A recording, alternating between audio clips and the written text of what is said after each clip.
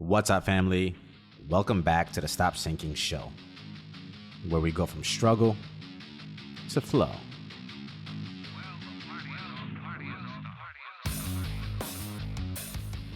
If there's one thing about us humans, it's that we are naturally gravitating towards a familiar, comfortable ground.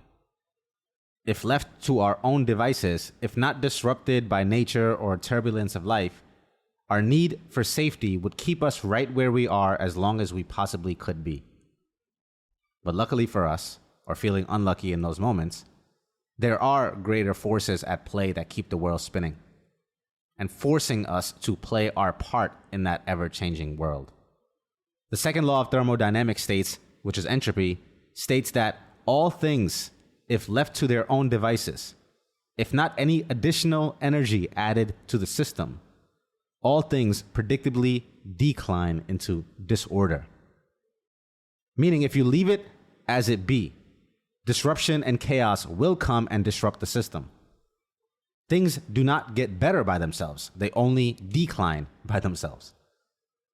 And I think about how this relates to everything in life. My tendency in my life is to try and make things last as long as possible, so as to not invite the frustration and stress and possible financial burden to replace or repair that thing. To accomplish that goal, the tactic that I have foolishly applied is preservation. But the problem is, like putting something in the refrigerator, even though you may slow down the gradual decay, you do not bring it to a halt. Even too long in the freezer will not preserve the integrity of the item. Everything has its built-in life expectancy. And no matter how much preservation you try and apply, no matter how much you try and slow down the process still exists. Even built into that idea is the inherent understanding that the ultimate state of the thing, its ultimate state is spoilage and ultimately spillage. Thrown out, everything ends up in the garbage. Everything ends up in the landfill, including us. So then preservation, though being the only energy we can add to the system to try and hold on, does not make anything permanent.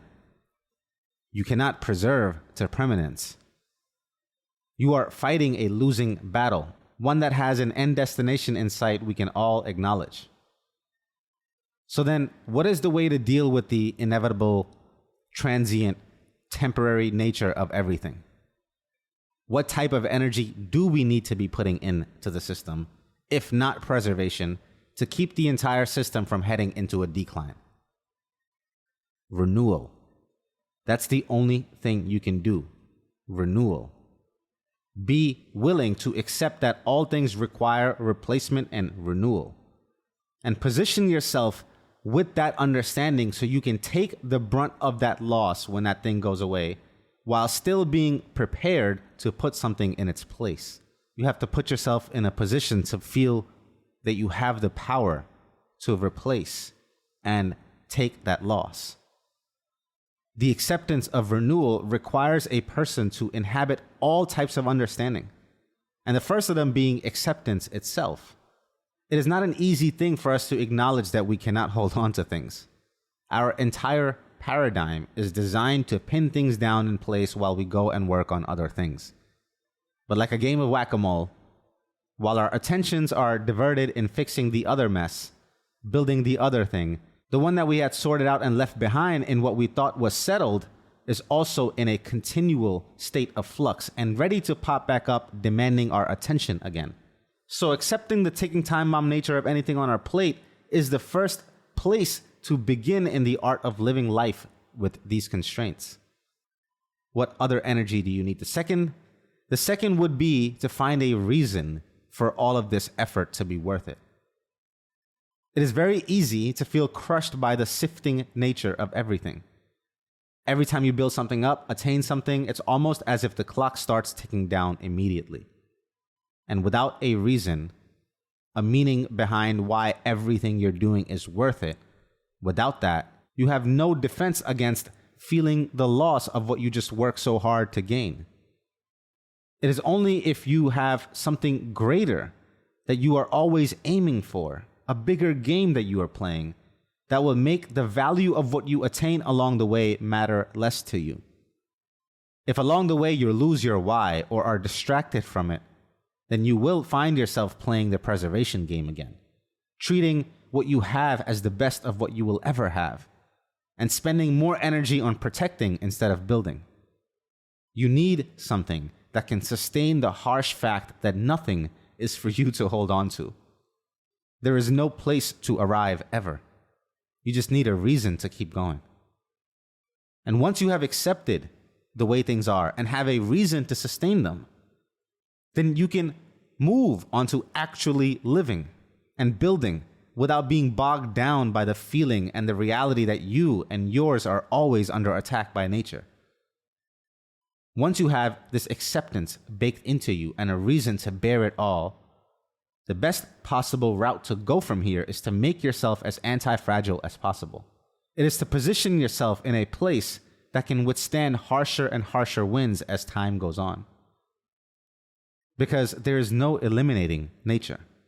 The best thing you can do is, when you are in this clear-headed space, is to build yourself into a force that can sustain the brunt of nature without it completely destroying your foundation. You will have the nimbleness and flexibility from your acceptance, and you'll have your sustaining why, while building towards the strength and integrity to outlast. Still though, the point doesn't change.